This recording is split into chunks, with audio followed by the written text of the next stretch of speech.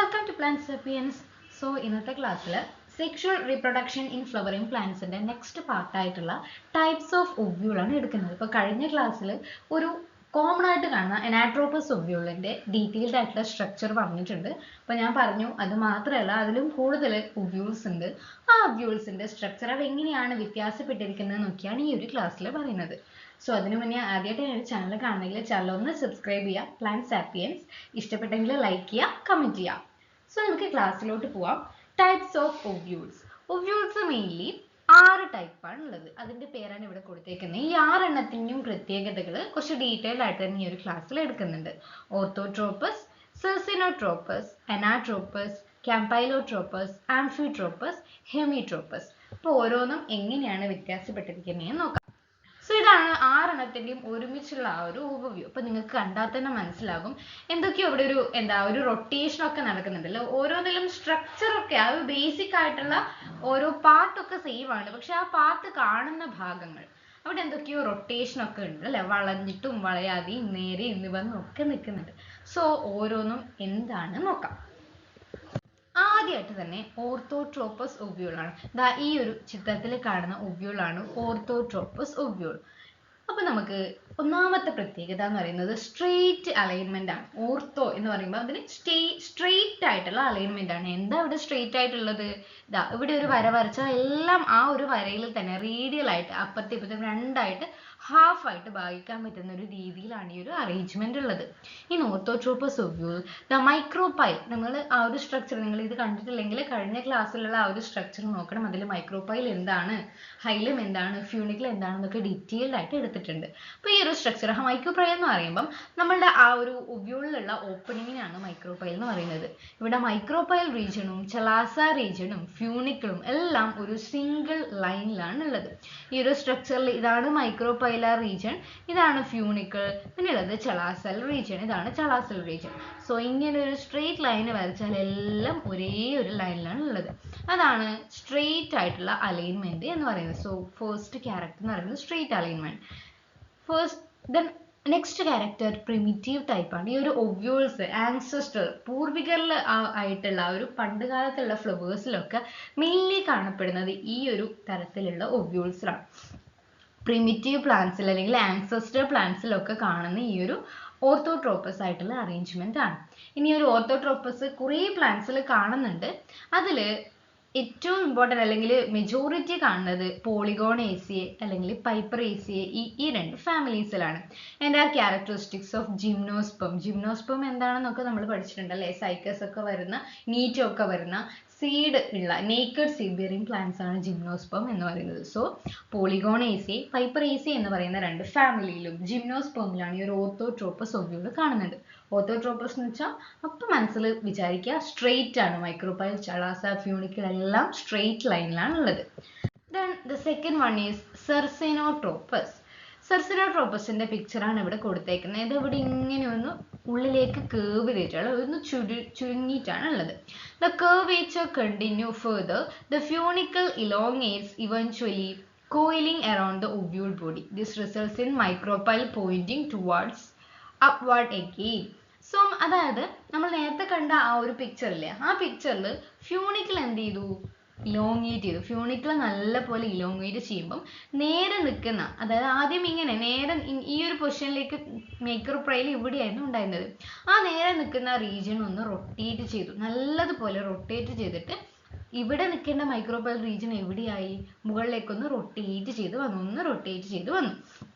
അതാണ് സെർസിനോട്രോപ്പസ്. ആക്ച്വലി ഇത് അനാട്രോപ്പസ് എന്ന് പറയുന്ന ഒവ്യൂൾസിന്റെ ആ ഒരു കേർവ് ചെയ്യുന്നതാണ് ഈ ഒരു സെർസിനോട്രോപ്പസ് എന്നാണ് പറയുക. അപ്പോൾ ഈ സെർസിനോട്രോപ്പസ് എന്ന് പറയുന്ന ഒരു 360 ഡിഗ്രി കോയിൽ ചെയ്യുന്നുണ്ട്. ഒവ്യൂള് 360 ഡിഗ്രി കോയിൽ ചെയ്യുന്നതുകൊണ്ടാണ് ഇവിടെയുള്ള ഫ്യൂണിക്കിൾ എന്തായിരിക്കും, കേർവ്ഡ് ആയിട്ടുള്ള ഫ്യൂണിക്കിൾ ആയിരിക്കും. ബാക്കിയുള്ളതിലൊക്കെ സ്ട്രെയിറ്റ് ആയിരിക്കും, ഇതിൽ കേർവ്ഡ് ആയിട്ടുള്ള ഫ്യൂണിക്കിൾ ആയിരിക്കും ഉണ്ടായിരിക്കുക.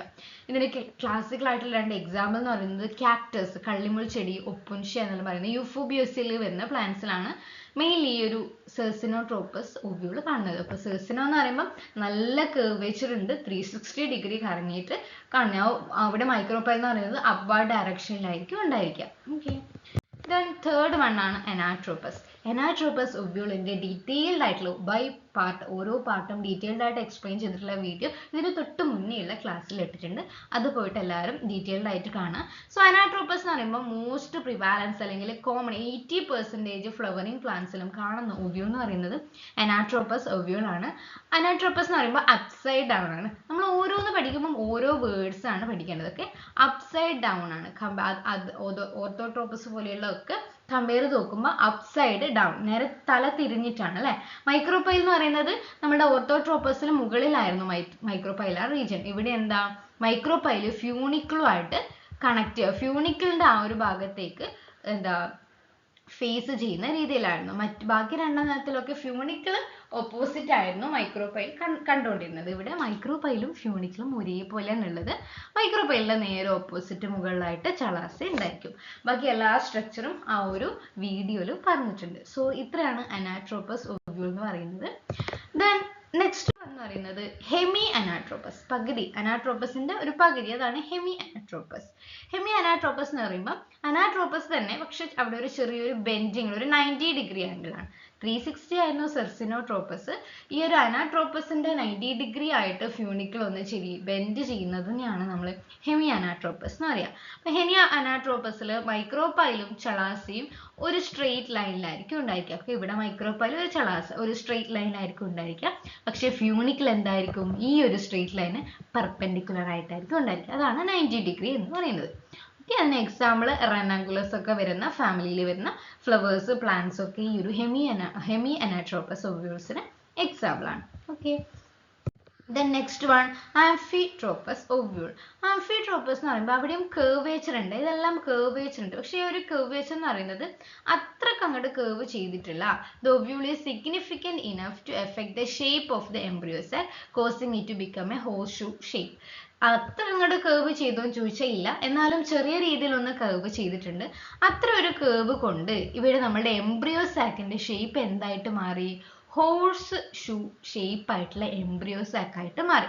ആ ഒരു ചെരിവ് തന്നെ ധാരാളമായിരുന്നു ഈ ഒരു ഷേപ്പ് വരാൻ വേണ്ടിയിട്ട്. അപ്പൊ ഇവിടെ എന്താ, ഈ മൈക്രോപൈൽ ഏതോ ഒരു റീജിയണിൽ അതിന് കുറച്ച് നേരെ ചളാസ, അത്ര സ്ട്രെയിറ്റ് അല്ല, ഇവിടെയാണ് ചളാസ വരുന്നത്, ഫ്യൂണിക്കിൾ. അപ്പൊ പല പല സ്ഥലങ്ങളിലാണ് ചളാസയും മൈക്രോപൈലും ഫ്യൂണിക്കിളും ഉള്ളത്. ഓക്കെ, മൈക്രോപൈല് ഹൈലുമായിട്ട് ക്ലോസ്ഡ് ആണ്. മൈക്രോപൈൽ ഇവിടെയും ഫ്യൂണിക്കിൾ അല്ലെങ്കിൽ ഹൈലുമായിട്ട് ക്ലോസ്ഡ് ആയിരിക്കും.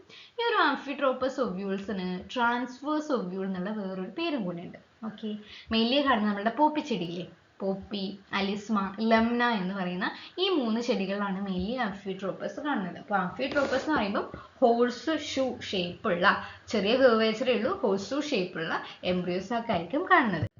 നെക്സ്റ്റ് വൺ ആണ് ക്യാമ്പൈലോട്രോപ്പസ്. ക്യാമ്പൈലോട്രോപ്പസ് എന്ന് പറയുമ്പോൾ നമുക്ക് കാണുമ്പം ഏകദേശം നമ്മൾ ഇപ്പോൾ പഠിച്ച ആ ഒരു ആംഫിട്രോപ്പസ് പോലെ തന്നെ ഉണ്ട്. പക്ഷെ ഇവിടെയും കർവേച്ചർ ആണ്. കർവേച്ചർ എന്ന് പറയുന്നത് കുറച്ചും കൂടി ഒരു കൂടുതലുണ്ട്. അപ്പൊ അവിടെയുള്ള എംബ്രിയോസാക്കിനും ചെറിയൊരു ഹോഴ്സ് ഷൂ ഷേപ്പ് അല്ല, കുറച്ച് ഇലോങ്ങേറ്റഡ് ആയിട്ട് എംബ്രിയോസാക്ക് എന്ത് ചെയ്തിട്ടുണ്ട്, ഒരു സൈഡിൽ മൈക്രോപൈലാർ ലീജിയനിലേക്കായിരിക്കും ആ ഒരു എംബ്രിയോസാക്ക് ഉള്ളത്.